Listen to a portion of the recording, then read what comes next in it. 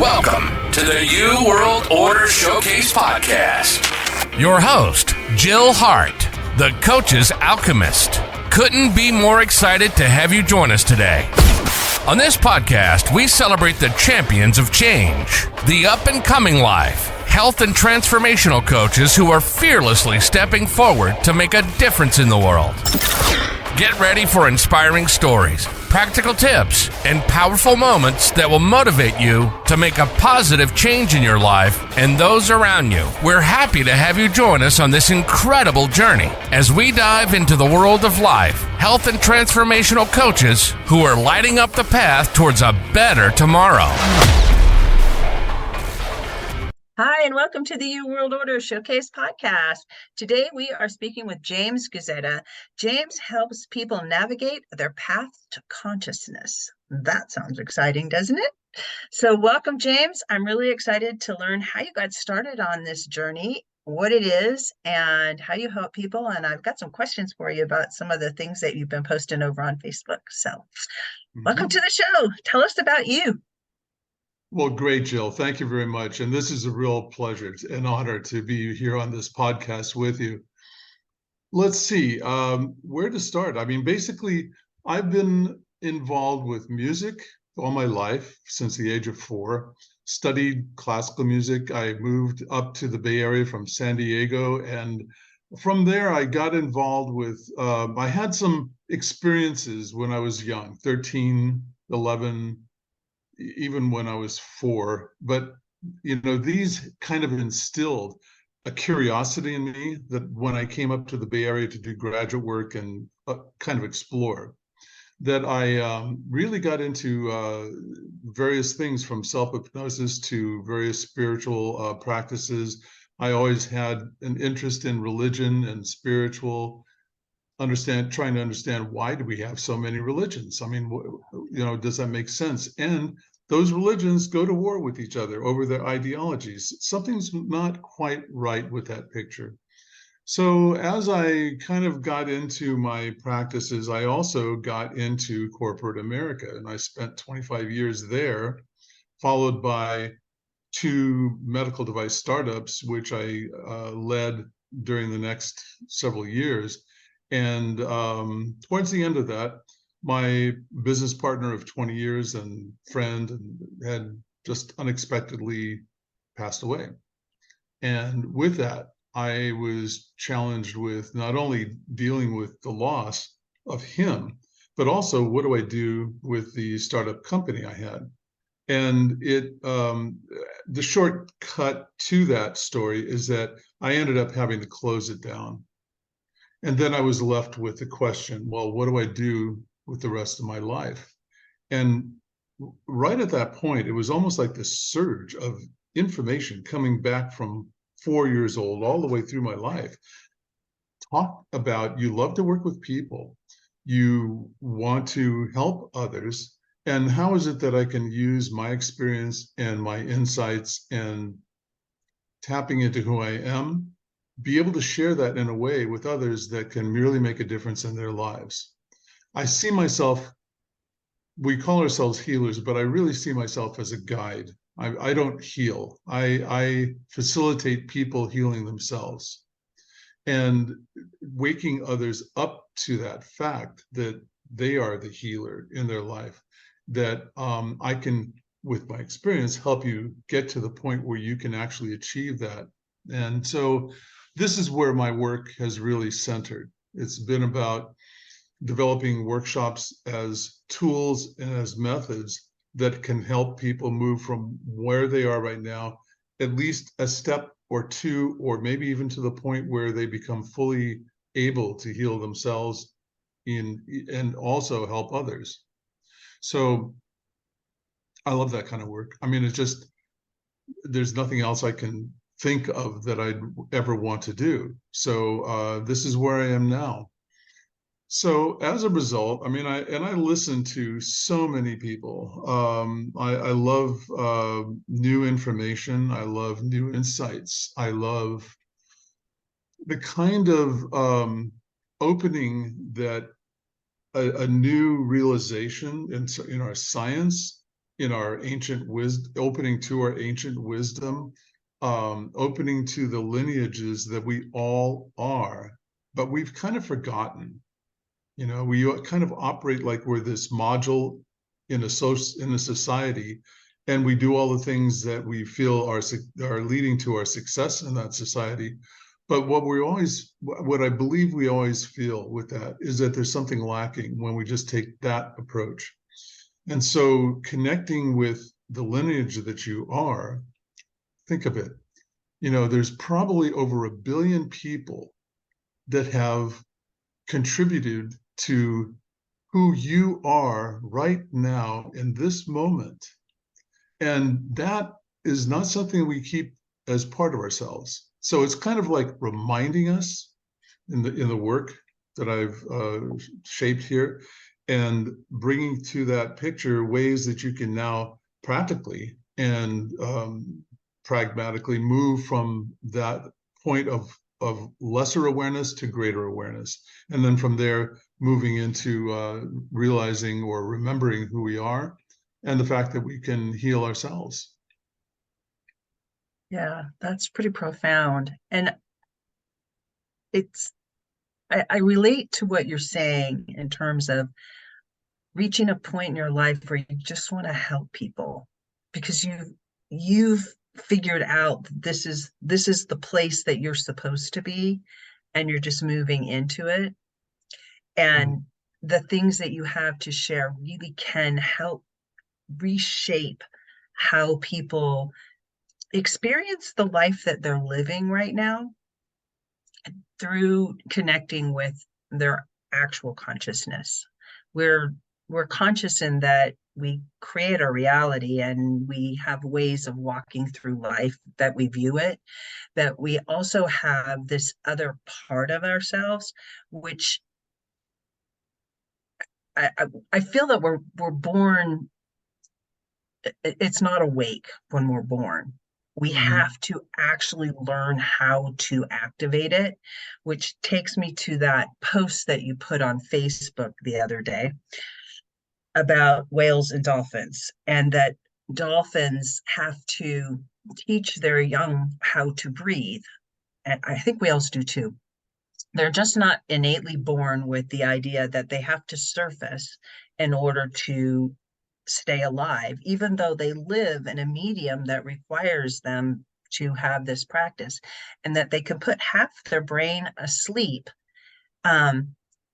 But the part of the brain that requires them to remember to surface, it's not automatic in them like it is in humans. Humans are born, they take their first breath, and they keep taking that breath until they die. They don't have to think about it.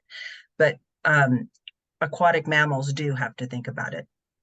So when I read that post, it hit me that humans are kind of like that, and that we're born with half of our brain already asleep, that part that's connected to the greater consciousness that we are all a part of. And in the search to try to make sense of our world, we create paradigms without necessarily having to wake that part up. And once you do wake it up, the power that you have to heal yourself, to create a life that you want to live, to make an impact on the world around you, suddenly wakes up too. That it's not an innate thing. You're not born with just like what you're doing. What are your thoughts on that?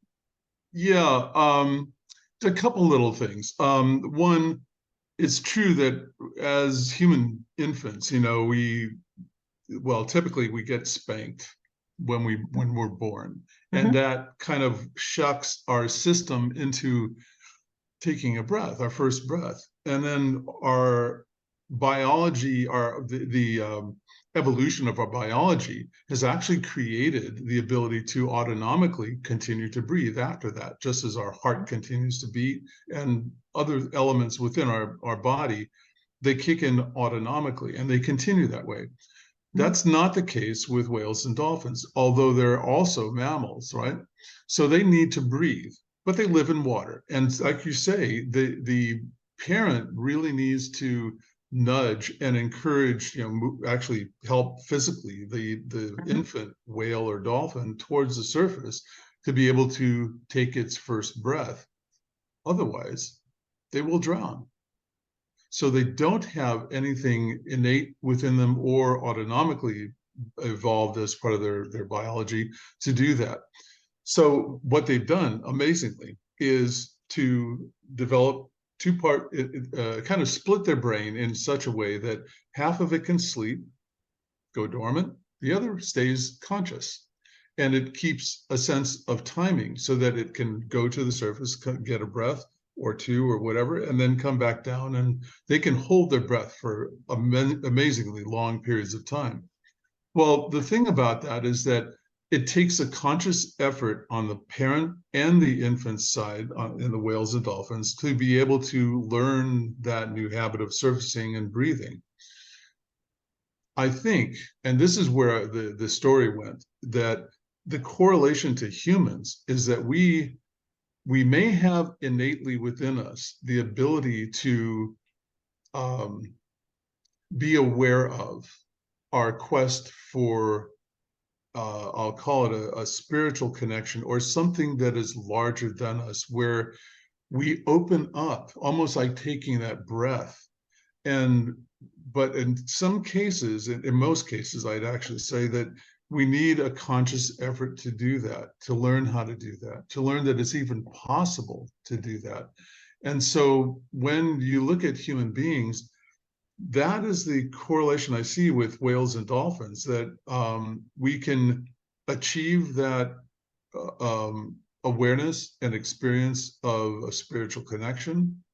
And through practice, we can make that, just as turning off half the brain at a time and staying conscious of breathing as the dolphins do, to be able to continue practicing that connection. For me, I was really fortunate in that since the time I was 4 years old, my connection to music was my spirit line. And so, I was able to really evolve a kind of a relationship with that it wasn't, at first I thought it might have been an escape from the surroundings that I had in my life at the time, which were, for a little kid, were pretty horrendous. But what I was able to do was realize that, no, it's not just an escape. This is something that is real. And when I am in that place of fully realizing and resonating to spiritual or energy, let's call it, that there's amazing things that can be done, because it opens up, awakens within the body the knowledge and the wisdom that we're already gifted with. And that can rise to our consciousness and be able to be practiced as well. Mm-hmm. So thank you for that reference to the story, because that's one of my favorite. I love it. It's so true that we're surrounded with energy. We are part of the energy field that is consciousness, God, whatever you want to call it, the Great Spirit. And the connection is there. It's always there, but we're so programmed as we're raised to have to fit in these boxes and to ignore that calling, or to have that calling channeled a certain way, depending on what your parents have been programmed to believe. And once you break free of that paradigm, just the freedom in being able to accept the connection and to experience it. And the connection is an experience. It's not just like something that's there. Much like breathing is an experience. We do it automatically, but when we consciously do it, it has profound impacts on our body. You can change the mechanisms of how your chemistry is working through breath work. Absolutely. Mm-hmm. It's interesting to me to explore those interweavings of how they work. So you're going to do workshops, or you have workshops coming up. Let's talk about that a little bit. What do you explore in those workshops? How Sure, do they work? When are you having them? certainly. Yeah. So just a quick synopsis of them. I usually start with telling your story. It's a group-based exploration into the experiences that we've had, both as we call them, negative, positive, and learning what both of those really mean to us. You know, we normally ascribe negative experiences to things like traumas or accidents or things that really impact us physically, mentally, emotionally. But one thing I found is that as we're able to talk about those experiences, we can now start exploring them in a way that turns negatives into the learning process that I truly believe they represent, to become more of a positive. And even the positive experiences can be seen as things that are anywhere from heralding to just a kind of an awakening, you know, like a nudge to awaken that aspect of yourself. So many times we live with the self-critic, you know, which is always looking at, on one hand, how we failed, how we made a mistake, how we did these things that didn't turn out well. But really, what I see them to be is learning experiences, kind of like how what is the term for someone who's doing something but feels like they're doing it as a falsehood or fake. Imposter. Yeah, thank you. The imposter syndrome. That's a part of the learning process. I mean, when you start off on something, you don't know much about what it is you're studying, but excuse me. But when you get to somewhere close to a midpoint, you haven't yet mastered, but you're still a student, and where are you in that? You know, there's an identity uh, dissonance. And so the thing is to realize that that is part of the learning process. We can continue moving through that without putting a lot of attention on it, because it's an assessment. You know, this is our self-critic going in again. So we can let that go and continue moving through our learning process and achieve what we want to achieve. That led to an insight where some people in the group had difficulty either remembering what someone else just said, because part of the process of telling your story is that you've got a group of listeners and a speaker. And that speaker, after they finish, the listeners will then feed back what they understood, not just heard with their ears, spoken word, but saw and felt and the full connection, right? And so the more that we exercise that, the better we actually can listen. And so it led me to form another workshop, which was called Deep Listening. And that gets into the real root of where I'm starting to see now many of our health problems, many of our social problems, and when it comes to the use of our inventions like technology and civilization, education, etc., a lot of those problems have to do with how we listen. The scope of our listening, meaning, when we're formulating something, do we think like many American Indian cultures do, think out 7 generations to the future? Also, look at 7 generations to the past. How is what we're doing deviating from our lineage, or what does it mean to our lineage? And how is it going to impact our future generations?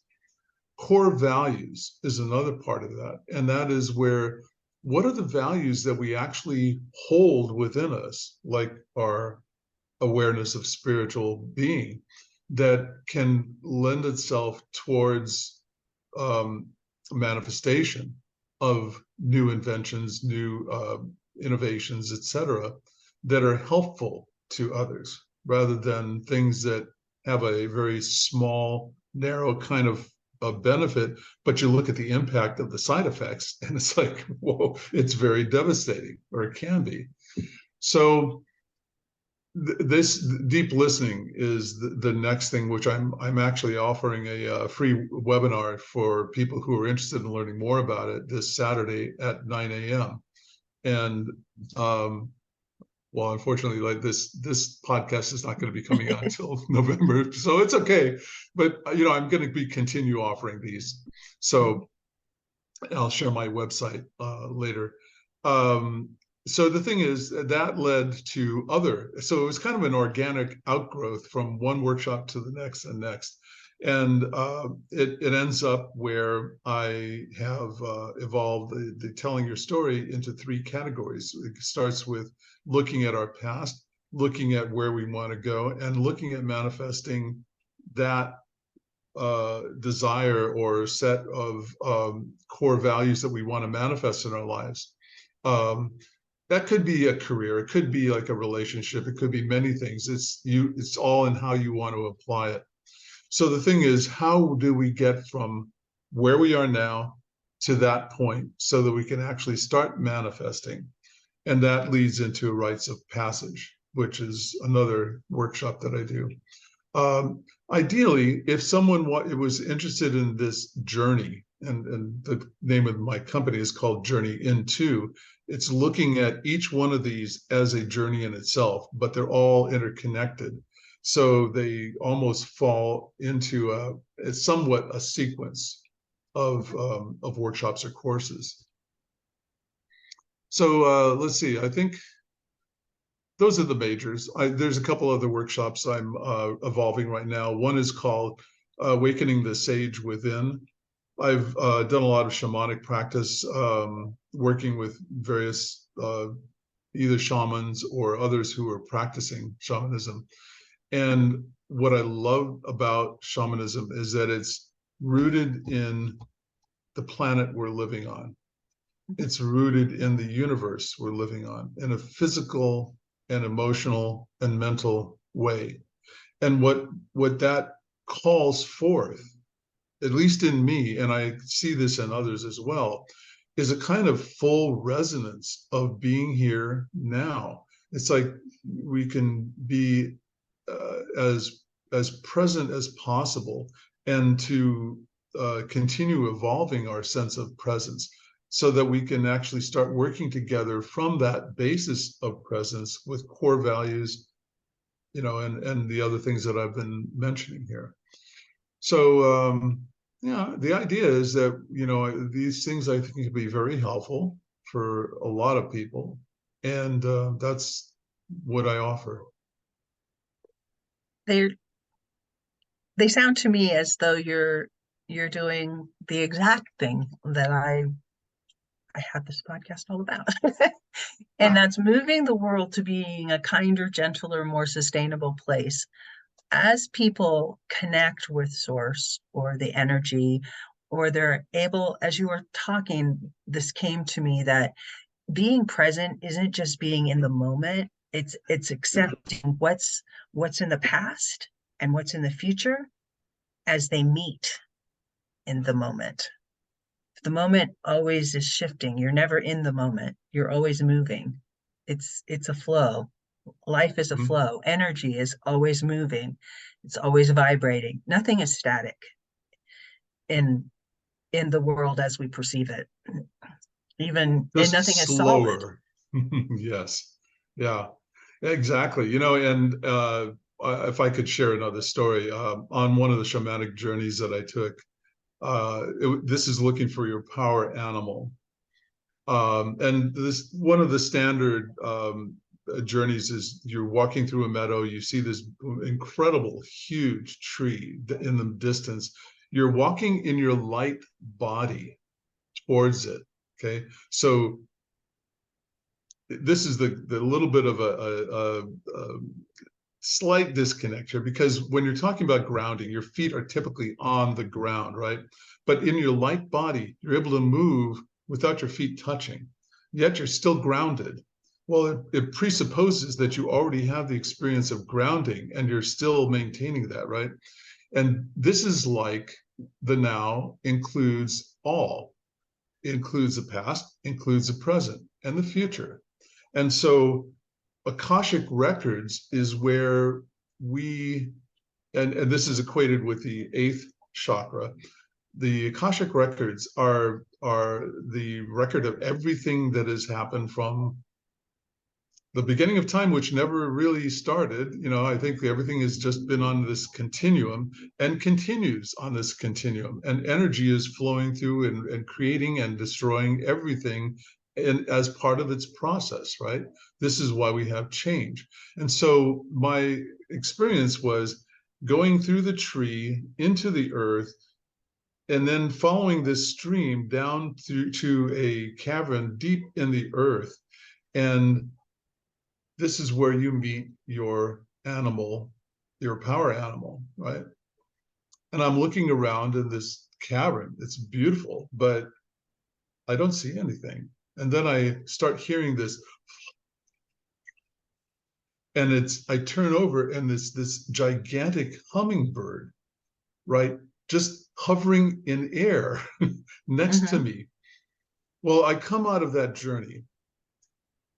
The next day, I'm sitting on my deck in the backyard here, and I didn't know I didn't have a hummingbird bird feeder at the time. So this one hummingbird comes by, and it just hovers there, and then another and another. And pretty soon I've got 4 or 5 hummingbirds just kind of hovering right around me for almost 3 minutes, actually. And it just struck me. On one hand, I did this as a visual exercise, the journey, but here are the hummingbirds floating right in front of me, right in the space in front of me. So what does that mean to me? Do I just, oh, that's cool, that's a nice experience, and chalk it off? Or what I did instead was kind of took it in and said, well, what is hummingbird? And I later learned that hummingbird is the representation of the Akashic record. It's also connected with the 6th chakra. So the thing is, we have the ability to now visualize and be able to realize our connection with our entire lineage, right? Everything that has been part of our lineage up to this exact moment.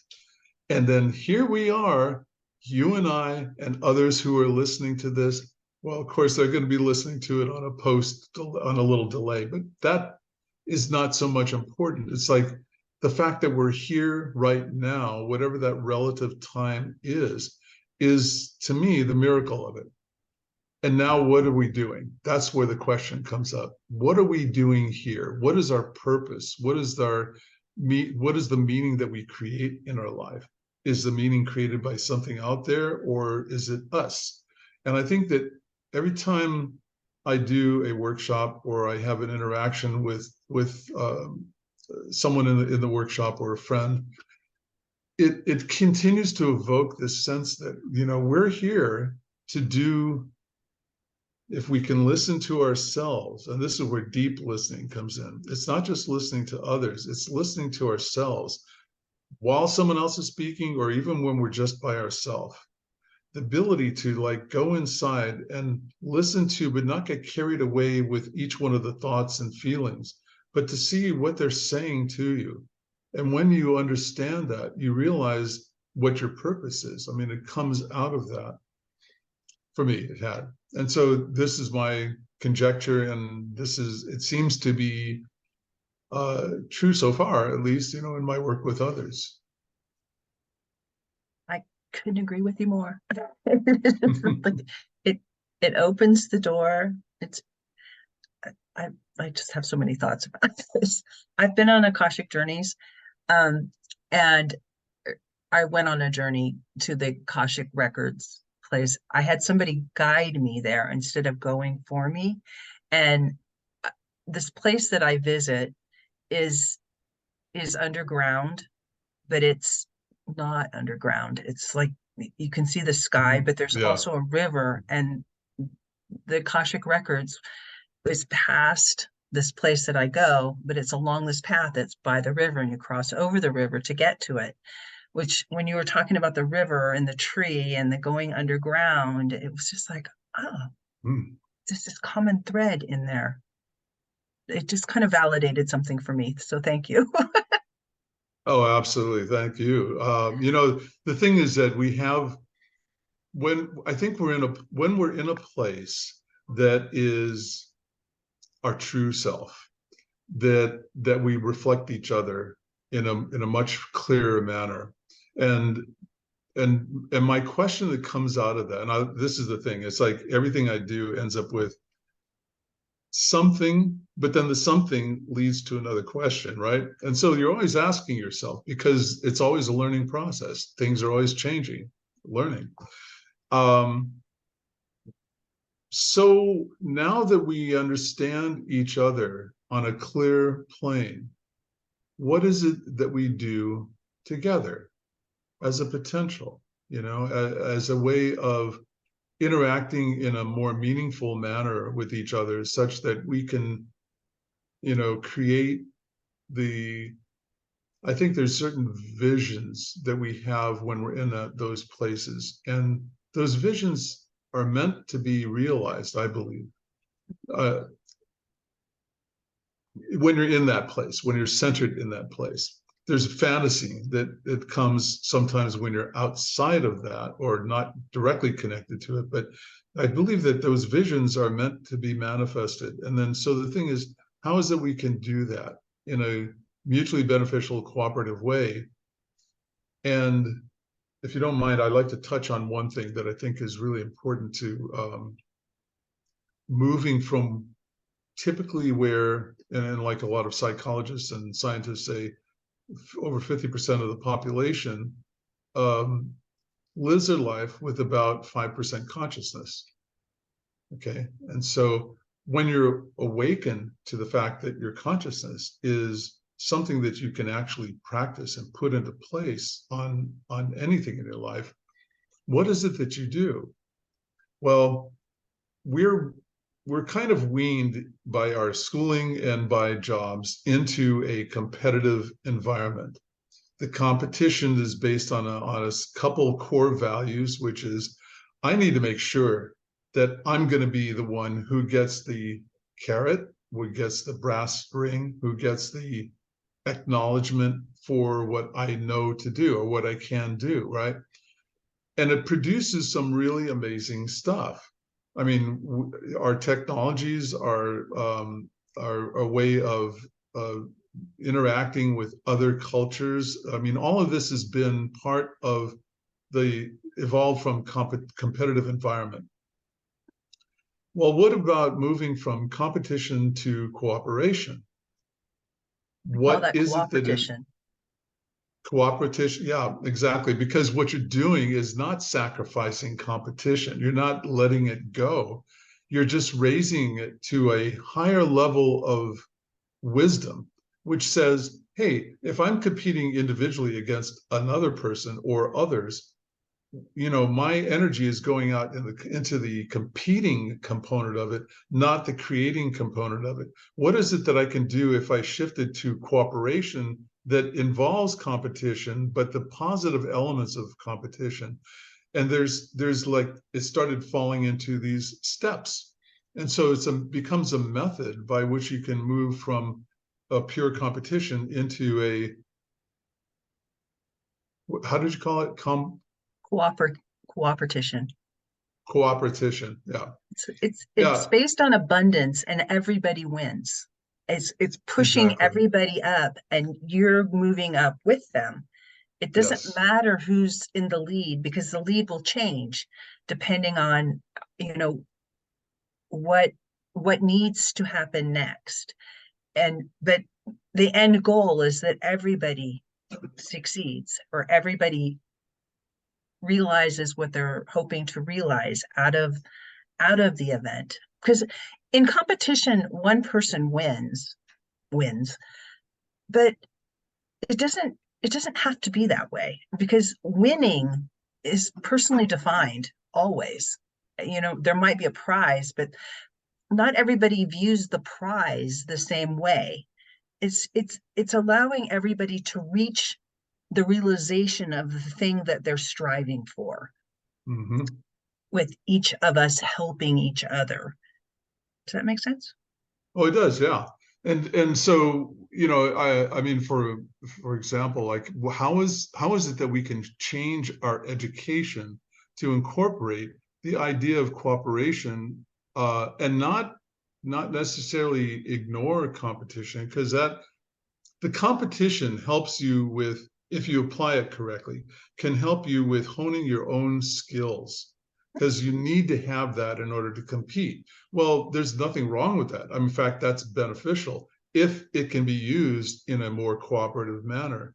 So, in my background, I was both soloist and of music. I was both a soloist and I was also involved in an ensemble. Mhm. There are two different kinds of listening. They're very different in terms of honing skills. Okay, I was going to say competition, but it's not competition. You can enter competitions, and I did in my early life, and those were satisfying for a brief moment. That you achieve something, that your family, your friends, your loved ones are proud of you for the effort that you've put into it and achieved. But then it fades very quickly. This is what I found.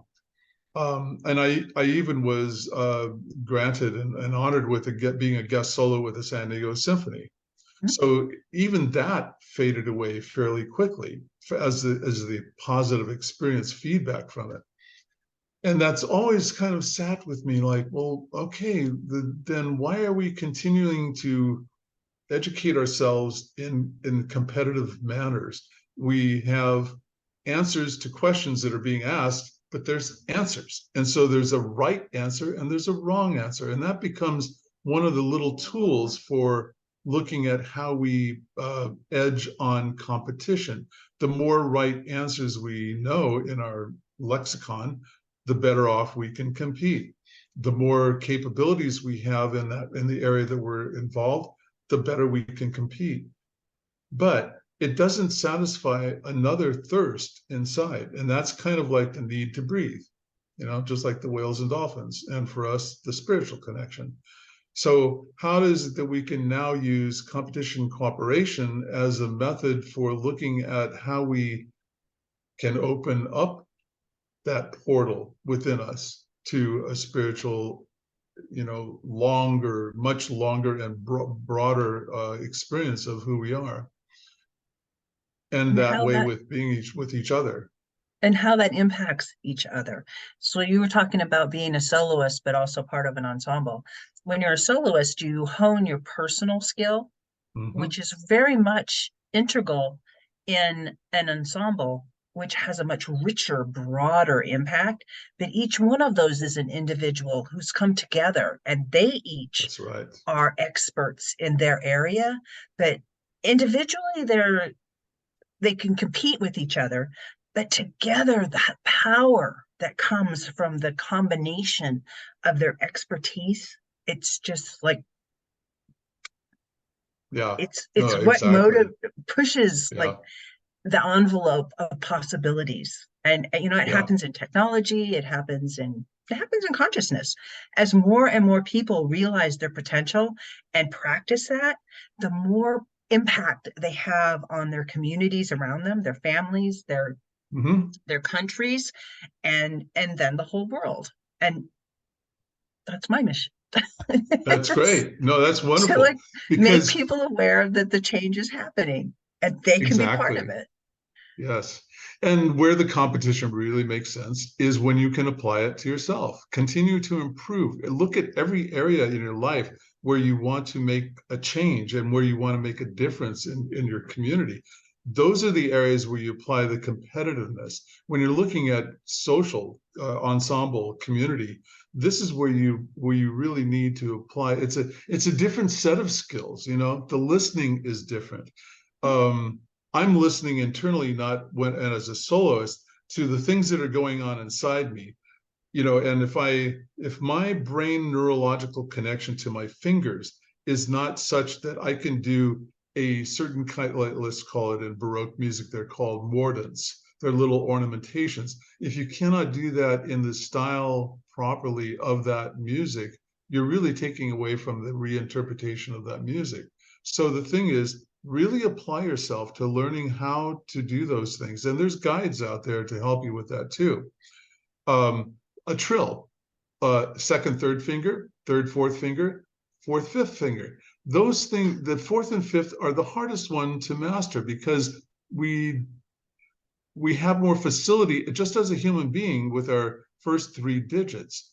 And to be able to master that it ends up in a kind of a mini breakthrough, because now that neurological connection is established when you finally get that capability, and your thinking, your feeling about it is completely shifted. So small things can make big changes. And that's another workshop I forgot to mention, that I call it Small Things, Big Changes, or Small Steps, Big Changes, which is a focus on mindfulness, but it's also incorporating some of these elements of competition and cooperation, deep listening. So they're all kind of variations on a theme of each other as a set of workshops and courses. And I think that it provides a kind of continuum, so that same energy is flowing through all of them, just as it does through our universe and multiverse. Yep. It does. So how do people get in touch with you, James? So let's see. I have a website link that you can go to. I can give you that link, I guess, and we can post it. And then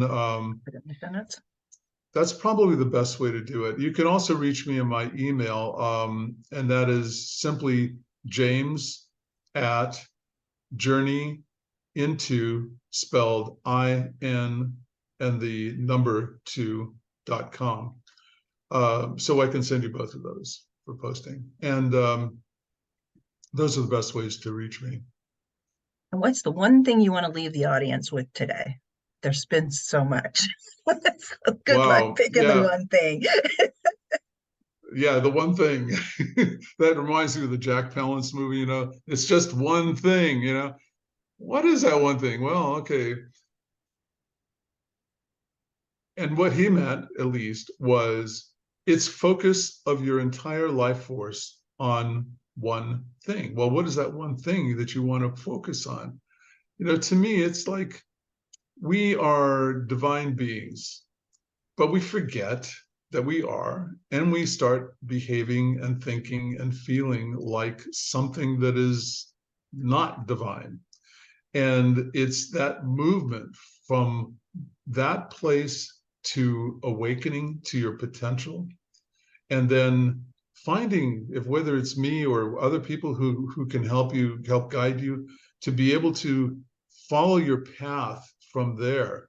And your passions can be a guide for yourself, your navigational guide, but you can follow that to a place where you can create your own rite of passage into a essentially new you. And that new you will find other new others out there. And this is where I believe there's a new community that's starting to form on a global level. And we're seeing a lot of evidence through amazing people. And, I'm just doing my part that I feel important in this, just as all of us are. So with that, I thank you for this opportunity. Well, I thank you so much for joining me today. This has been fascinating. Thank you so much for tuning in to another empowering episode of the You World Order Showcase podcast.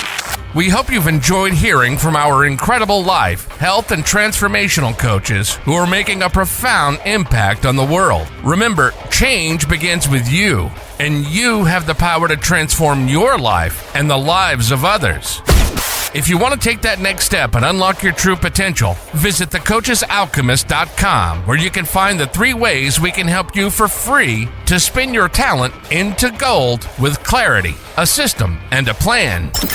Don't forget to hit the subscribe button so you never miss an inspiring episode.